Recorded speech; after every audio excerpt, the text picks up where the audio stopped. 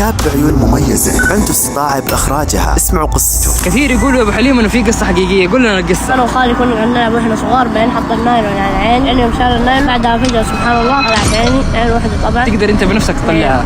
ما كنت أدري إنه عيني حتطلع. عنده قدرة بالتحكم بأعصاب العين وإبرازها، وما نعرف صحة القصة إذا حقيقية أو لا، ولكن مثل ما في أشخاص قادرين على تحريك أذانهم أو يملكون القدرة على حني أصابعهم، كذلك هذا الشخص قادر على إبراز عينه. سبحان الله. الله يسعد أوقاتكم كل خير.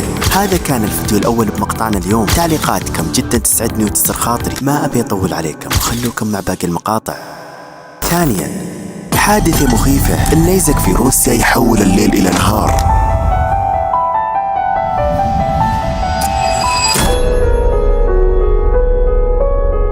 سبحان الخالق، النيزك هو عبارة عن صخرة من الفضاء تفوق سرعة الطائرة 1000 مرة، وتكون ساخنة لدرجة لونها يصبح أزرق من الحرارة. للعلم النار الزرقاء أسخن من النار الحمراء، وعندما تكون الحرارة لا نهائية تصبح النار سوداء. الله ينجينا. لو انك مسافر وفجأة تشوف هالمنظر حرفيا راح تصاب بالرعب.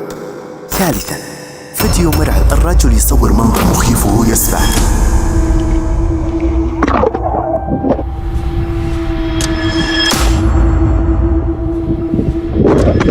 الأغلب علق على هذا المنظر فوبيا. المياه والبحار جميعها مخيفة للأمانة، لأنها لم تكتشف بشكل كامل، فيها ما لا يخطر على البال، وهذه الحالة تسمى موسم التكاثر، حيث تجتمع الأسماك وتحوم حول بعضها. أتمنى أني ما أشوف هذا المنظر أمامي. رابعا، فيديو صادم، الطفل حديث الولادة تظهر عليه علامات الندم.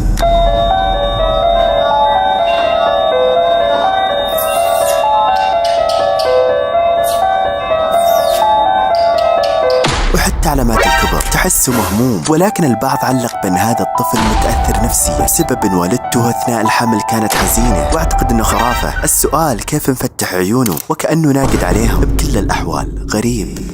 خامسا، قط مجرم يسطي على محل أغذية ويهاجم الكاشير.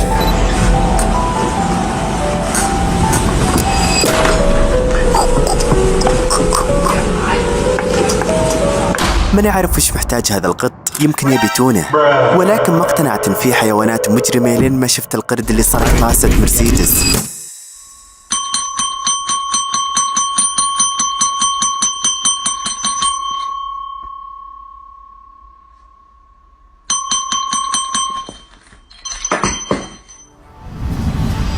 هذا كان مقطعنا اليوم، إن شاء الله كان خفيف وبسيط وسريع ومختصر، واتمنى أنه مشالك وقتك. بس أشكرك على المشاهدة ومع السلامة.